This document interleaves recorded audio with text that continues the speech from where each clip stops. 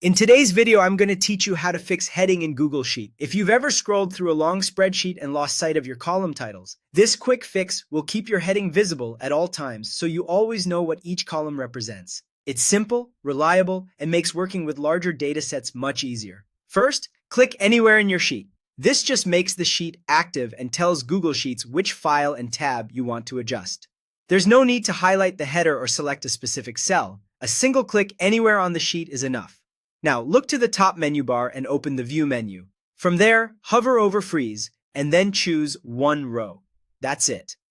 Selecting one row locks the very first row in place. So as you scroll down, your header stays pinned at the top of the grid. A quick note for clarity, freezing one row affects only the top row of the sheet. That means your headings should be in row 1 for this to work as intended. If your labels live on a different row, remember that the freeze setting will still lock the topmost row, not the one where your labels currently are. After applying the freeze, you'll notice a thicker gray line just below the first row. That line shows where the scrolling area begins, while your header stays fixed above it.